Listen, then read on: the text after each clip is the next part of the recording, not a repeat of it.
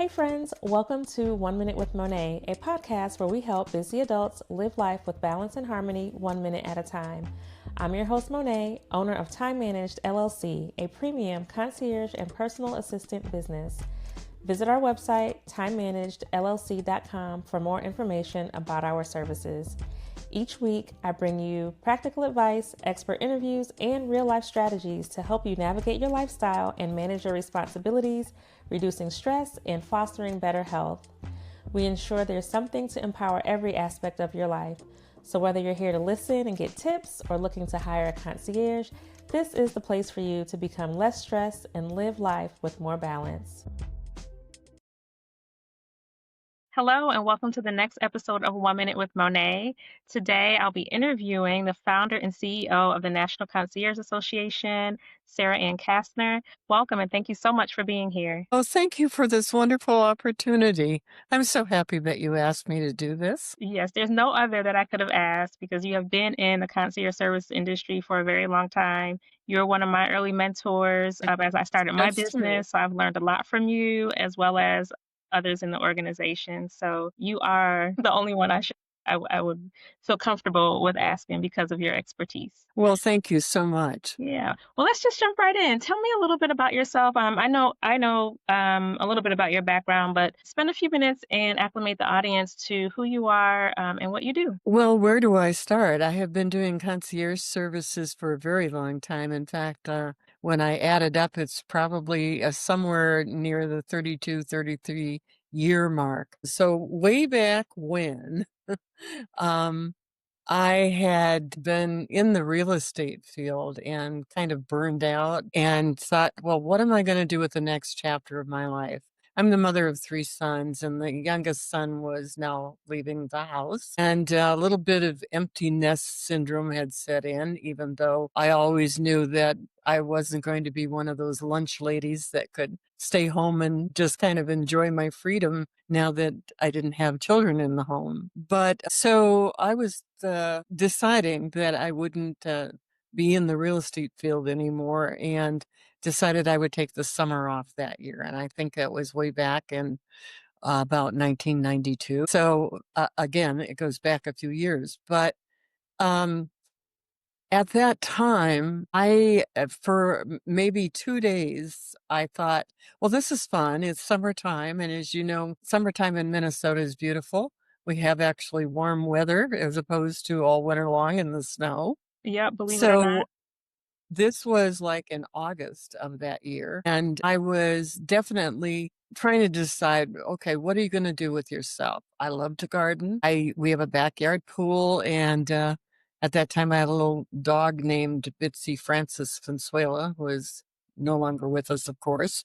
Bitsy was a little Shih Tzu who liked to get on my raft with me when I was in the swimming pool. So we're swimming around. I'm thinking about my next chapter and reading the newspaper, the want ad section, because I'm a type A personality and I couldn't sit still. So I saw an ad for a corporate concierge and I said to myself, I wonder what that is. I knew what hotel concierge do, but I wasn't too sure what in the world a corporate concierge can do.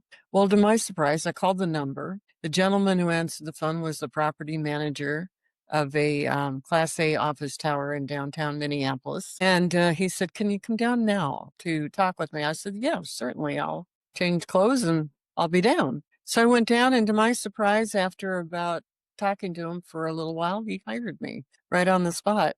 And I said, oh, by the way, what's my job description? He said, you know what? We have no idea, but this is your opportunity to be very creative. What I discovered the first day on the job was that this was happening throughout the United States, that building owners and property management firms, property acquisition firms like the one I had just gone to work for, were employing concierge services under the guise of treating their tenants, the workers in their office towers, like a guest in a fine hotel. So I went to work as a concierge, and I was in a very public area of downtown Minneapolis.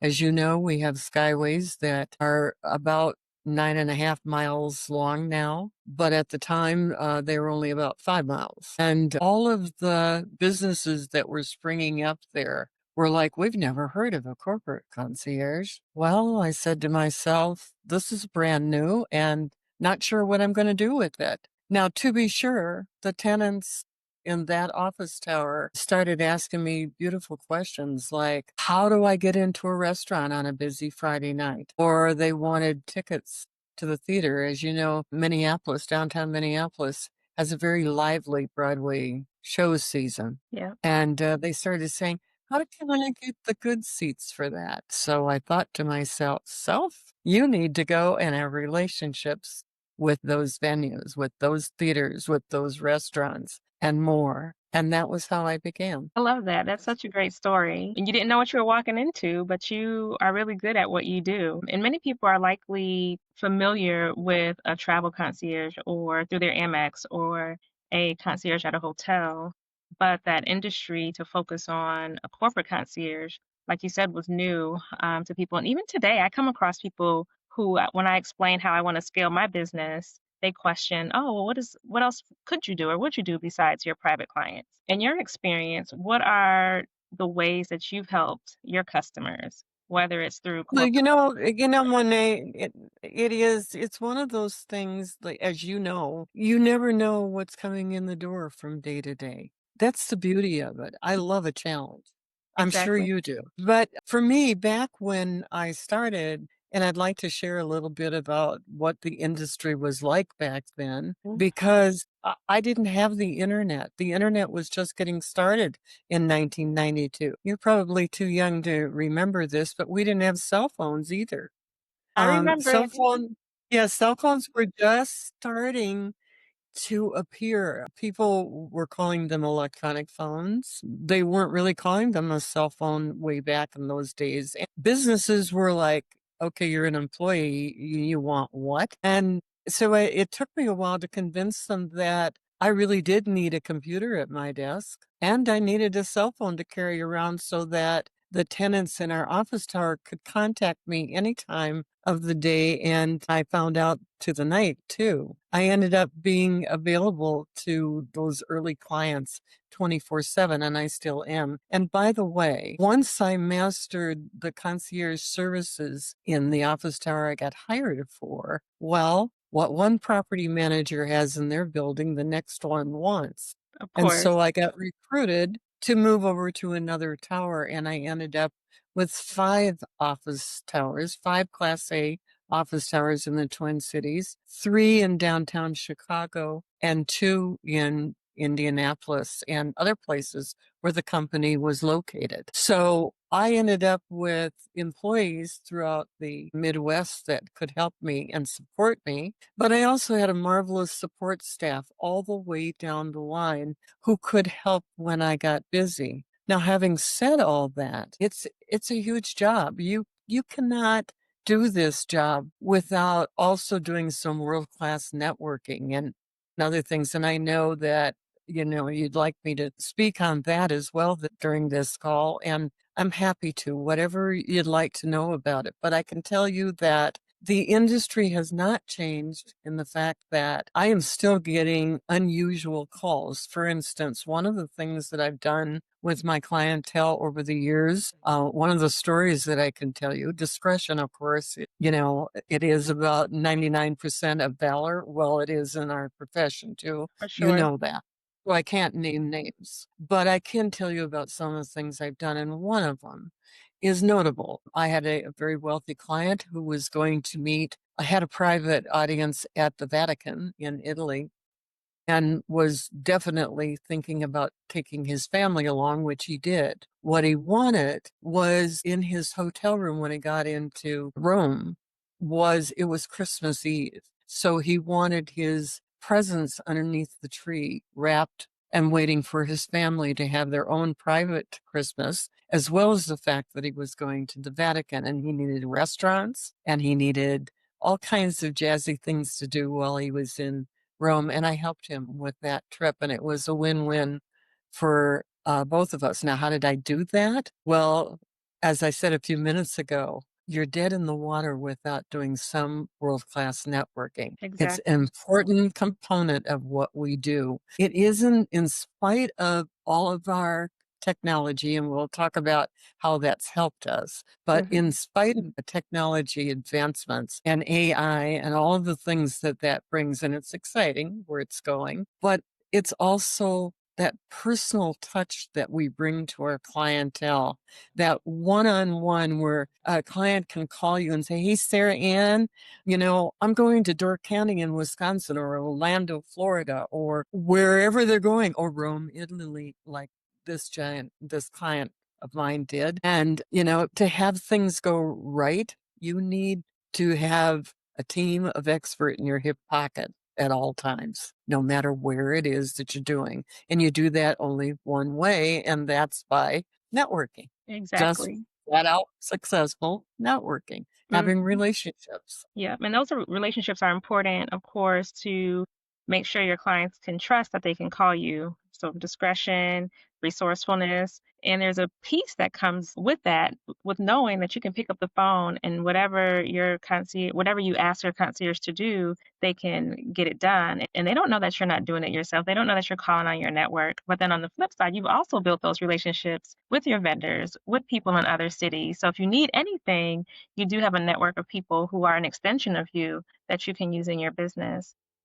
Absolutely. One of the things that I wanted to mention is that along the way, while I was attempting to become a successful concierge, I became president of the local concierge group, which at that time was called the Twin Cities Concierge Association. We were able to build that group into more than it was when I joined them. When I joined them, there was just a few people getting together on a monthly basis to share information with each other.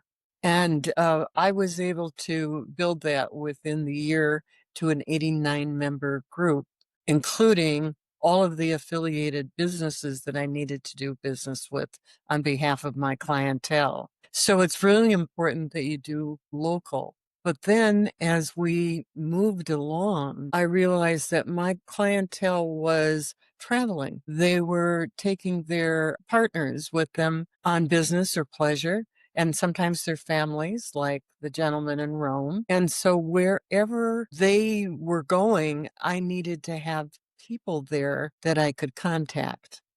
And that's really how I started the National Concierge Association. I just invited a bunch of people that I knew were like-minded professionals. They were doing concierge services in other states, from Texas and Arizona and Chicago and Milwaukee and all places in the Midwest, which I was most familiar with at that time. To my surprise, they showed up on my doorstep on a summer evening in Minnesota, and we wined, we dined, we had a Uh-huh. good time. And most importantly, we met again in January in Dallas. And why Dallas? Because it's warmer in Dallas than it is in Right. Minnesota Better in weather in January. January in Dallas. Right. So, but we put a name to it, and that was the National Concierge Association. Now, And what year was the National Concierge Association founded? that was we met the first time in 1997, and we met in Dallas in January of 1998. So Okay. we are 27 years old this year. Well, And I'm very proud of congratulations. that fact for all the challenges that we've had to our industry. First, it was 911, and then it was the pandemic, and, which really did a number on a lot of hospitality businesses. Are you still there? You're frozen, but maybe it's still recording. I'll cut this part out, so no worries. Can you Okay, still hear and see me? Okay, yes. Now you're not frozen anymore on my side. Okay, sorry about that. perfect. Yeah, well, that's amazing. 27 years. That is no small feat. Now, was there something at the time that you weren't getting from that smaller Twin Cities organization that prompted you to found your own organization? Well, it was definitely out of a need to just, as I said a few minutes ago, have that team of expert in my hip pocket at all times. I Mhm. needed to know, for instance, people were going to Denver. And so I needed concierge there that could tell me, in spite of the internet, because by then the internet was in full force and you can get anything by, technology is beautiful, but it won't tell you the best of. It'll simply tell you what the internet wants to promote to you. And Mhm. so having a live person that I could call and say, okay, how do I get really good seats to a Broadway play at face value in New York City? That's no small task, as you probably know. But I was able to do that. I still am able to do that. It is the contacts that you make, the people that you have business friendships with that make all the difference in the world. And that is exactly why I founded it. It was really selfish on my part. I kept thinking, how am I going to do this? You cannot be in two places at one time. You cannot possibly know everything. But somebody out there who I have a business friendship relationship with does know. Yeah, absolutely. So it's definitely needed, and it's a huge benefit. So I mentioned earlier about your mentorship, and that mentorship came through NCA and the people who are part of the organization. So you've done a really great job of sharing your expertise, meeting people, and then also instilling some of those values in others. We don't have to gatekeep, we don't have to keep anything to ourselves. To keep information free flowing and to build that community is really important, especially in this industry. Now, as someone who is a part of the Concierge Association, what sets them apart? So, if someone is listening today and they might be a service provider, or if they're a concierge or an aspiring concierge, what are the benefits of being a part of the organization? I think one of the things that I'm most pleased with out of the organization, it's the family feel that we all have Mhm. with each other. It's the approachable nature of our membership, whether you're talking about a concierge in the civic, academic, retail, residential, high-end private clubs or privately owned services like myself, or one of the fastest growing segments of our society is the medical concierge services have really caught on very well. So there's real estate concierge for every segment of the hospitality and real estate industry. There's a concierge, and they're all found in our organization. So no matter what category in which you find yourself working, there's someone to help you. There's someone that's part of your family of concierge. Now, having talked about the concierge industry, I'd like to mention that we also have associate concierge, and the whole associate concierge are the meeting planners, VIP services, guest services. They might be butlers, could be, front desk at a hotel, or they could be in the industry somewhere, maybe even real estate. The president of our Minnesota chapter, for instance, is in charge of all of the donors for the Three Rivers Park District in Minnesota. Her name is Sarah Zimmerman, and she's just terrific. She's just terrific. Anytime you call her, she's going to tell you everything there is to know about the Twin Cities of Minneapolis and St. Paul. Not just the Park District, of which she's an expert, but also how she can be of help to you and mentor you and really share her expertise. And that caliber of individual is everywhere in the NCA. And so what sets us apart? I really believe it's people like myself and yourself who are willing to talk to each other. Monée, if you called me tomorrow and you say, I have a client who's coming to the Twin Cities, and although I know you've lived here and you're pretty well acquainted with Minneapolis-St. Paul, you may not know all the hottest restaurants and the newest restaurants and all the jazzy things that go on from year to year, but now have improved and maybe still open after the pandemic, or whatever information that you would possibly need. I'm here for you. That's how we treat each other. It's over Absolutely. and over. It's just prevalent in the NCA. I can't say enough for our members. An example for you of how this really works is that I had a client who was going to Washington, D.C., and they had a pretty important government official that they wanted to have dinner with. This was Thursday morning at about 11 o'clock that I got the call. I called one of our members in Washington, D.C., and I said, you gotta help me. He wants to get into this restaurant, and I just called them, and they don't care who I am. They said, oh, you're not local concierge. Well, I'm sorry, we're full for tomorrow night at 5 o'clock. And by the way, It wasn't that he just wanted a table at that restaurant. He needed a private dining space at that restaurant at 5 o'clock the following day. So I said, how can you help? He said, I'll call you right back. He said, does he need transportation? I said, yes. He needs somebody to pick this gentleman up at the White House and take him over to the restaurant and back. And by the way, they've got to come in a private doorway because they want discretion. And he said, okay, I'll call you right back. Within 10 minutes, I got the call back from my NCA counterpart in Washington, D.C., and it was all set. You think that didn't make me look good? Of course, right? It's Didn't unbelievable. make me look like a success story, a win-win Yeah. for both of us. The client got what he asked for, which was an unusual request, and I looked like a star. That's what we're here to do for each other. Absolutely do for each other. You call one of our affiliated business partners, same story. They'll bend over backwards to help you out or get your client in or provide the very best product or service around.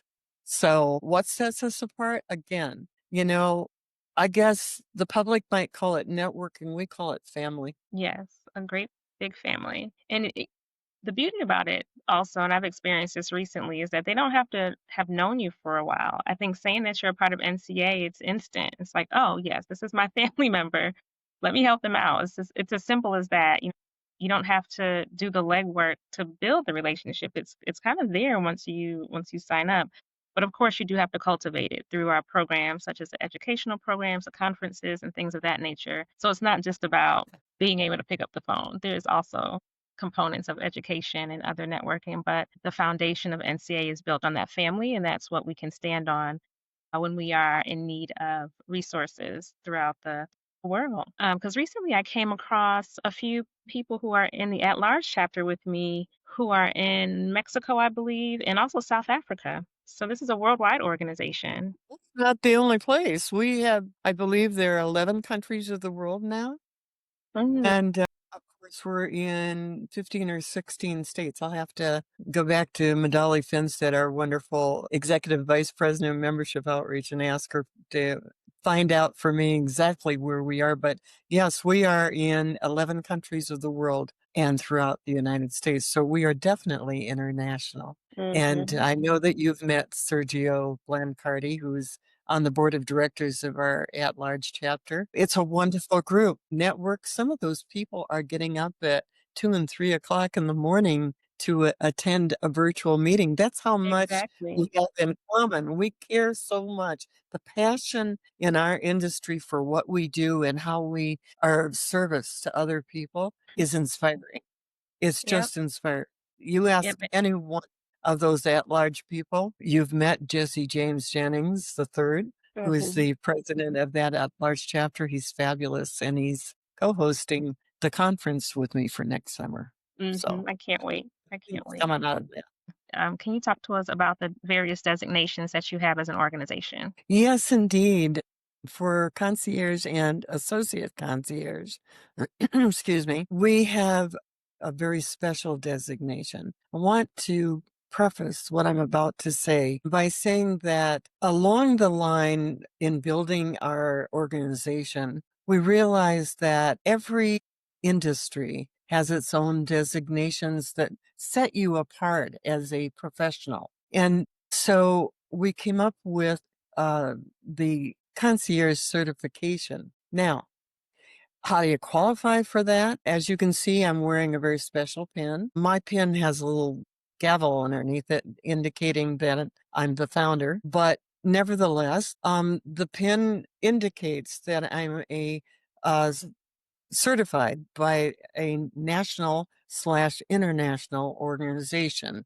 That means that 1000% you have found worthy of having that symbol. People love a designation. You go in the real estate field, for instance, and being a licensed realtor, being backed by the Realtor Association is a very big deal for them. In fact, you have to have that in order to sell real estate, is my understanding. And in the concierge field, then, people look for that symbol because it tells them that you're an expert in the industry, that you know what you're talking about and that you're reliable, and all of the good adjectives that I could put behind that title. So NCA certification is very large in our industry. And once you become certified by the National Concierge Association, you can use that designation on any collateral that you so desire. So under your signature on emails, on your business card, people love it. And that's what you want to do. You want to have that designation. Now, having said that, the certification program right now means that you meet with me for an orientation, and then you fill out a questionnaire, and then the executive board votes on whether or not you qualify.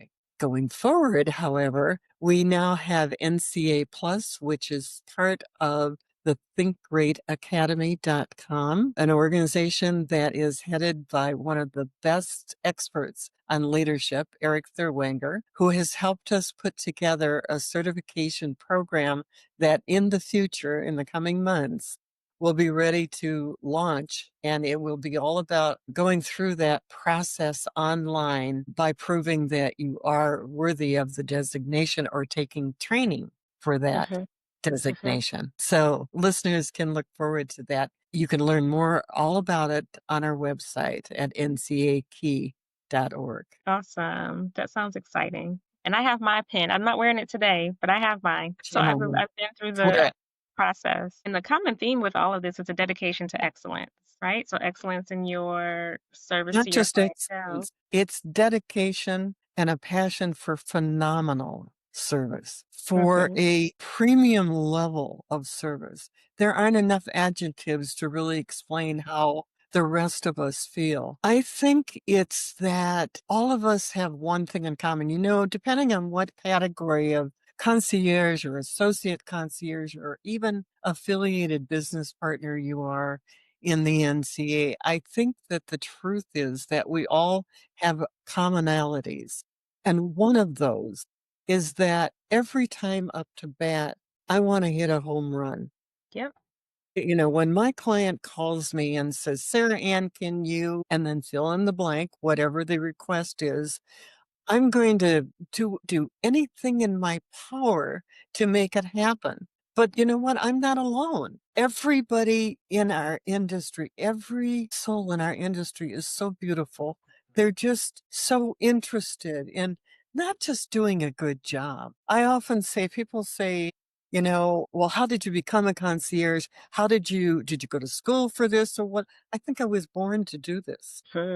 I just believe I was, you know, and for me, going back in time, earlier careers, at one point I lived in Wright County, which is the county adjacent to Hennepin County here in Minneapolis-St. Paul. It's a small farming community county. And I was employed by a radio station. I was a newscaster of sorts. They actually have a term for it. It's called a stringer. But I went around to the different communities there of Buffalo and Maple Lake and Annandale and tried to get, you know, hard news stories. Farm reports and obituaries were kind of a big part of my days. So you can say there was no hard news going on. And I liked that job because I got to talk to a lot of people. And I also was very involved in my community, which I still am. Philanthropically, I belong to many charities in Wright County because I have always liked being of service to other people. I've always liked serving my fellow man. I've always had a thing inside my brain that says, you know, you have to help.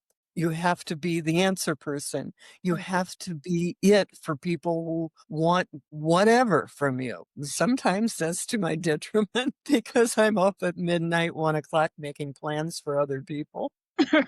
Frankly, my family and my husband, you know, kind of look at me and go, you need to go to bed. Right. Well, you're always working. Why are you always working? Why are you always working? Well, you know what? The old adage that love what you do and you never work another day in your life, it's pretty much true. Yeah. It is exactly how we all feel about what we do. It's just the thing inside of us that says, absolutely have to do this. I often get now with I have the white hair for a reason. Well, actually, there's a long story with that, but but I do. I have the white hair for a reason. And one of the things that the questions that I get, which I hate, is, "Are you going to retire?" Heck no, I don't have any plans to retire. Why should I? I'm doing what I love to do. Yeah.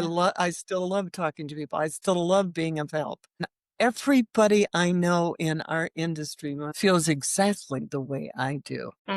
Yep, absolutely. And since we're a special person, as concierge and in this service industry, we do a lot for other people. And it's a selfless work sometimes. It's staying up late sometimes, putting our clients sometimes even before our own necessities and our own free time that we might want to have. So in that instance, or given that, what do you do to make sure that you maintain your own self-care, that you take care of yourself? And do you have any advice for anyone out there who is listening Mm. that might be in the same situation? Well, here I go talking about me again, but honestly, I have a lot to brag about. I have 3 sons. I have 5 grandchildren. I have 8 great-grandchildren, and one of those grandchildren just had a baby.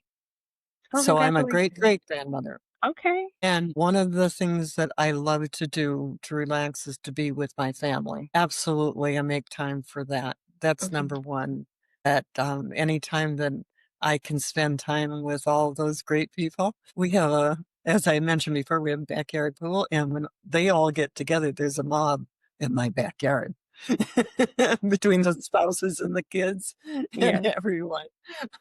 So there's that. I also make time for my husband, and I have been married a long time, and we still make time to do date night and all those kinds of things. I take myself off and just wander around the stores. I like to shop. My husband doesn't like to hear that, but I do. I like to shop. I like to see what trends are out there. And sometimes when I'm really stressed out, as you know, there are always challenges with our profession. There's always challenges with any business, I'm sure.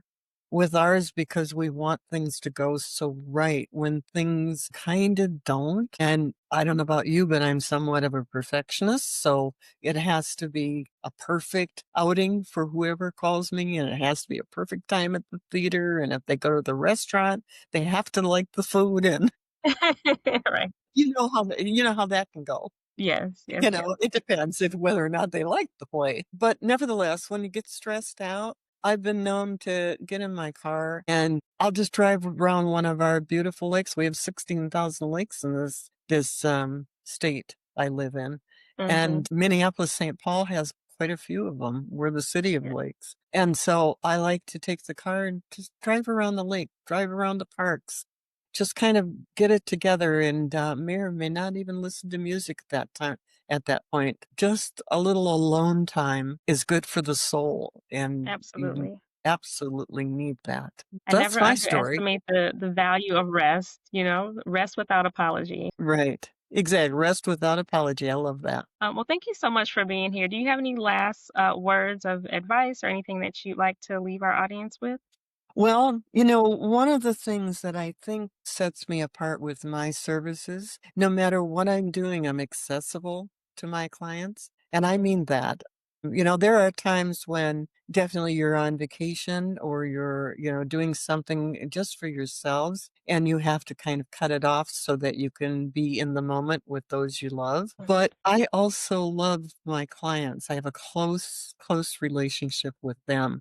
So it's not just networking with other people that can help you. I do believe in having a relationship with the people that you're doing business with. Being approachable is very, very important. And to be approachable, you have to be accessible. So I think that it's an asset to be there. I've been on camping trips with my husband, and my cell phone goes off and it's a client of mine saying, "Hey, I need tickets for the theater tonight. Can you help?" And yep, I sure can. I'll do it if I can do it. Mhm. So I think that's the biggest thing that I would leave people with is that being accessible, calling people back, never fail to do that, and never promise more than you can deliver. I love that. Love that. Because we want to over deliver and under promise. Surprise Exactly. and delight. is what I like to say. Surprise and delight. I like that. I'm going to use that. You should. And I'll take some of your nuggets and I'll use those too. But again, thank you so much for being here. It was great to have you. Those who are in the audience, I will share Sarah Ann's information. So if you are in the Twin Cities area and want to get in contact with her, maybe she can help you out with any of your needs. I will make sure that I do that. And until then, be well and be balanced. Bye-bye. Bye-bye now. Thank you. Thank you for joining me this week. Let's continue the conversation on social media at 1 Minute with Monée on all channels. Also, don't forget to like, follow, and subscribe to our podcast on your favorite platform. Until next time, be well and be balanced.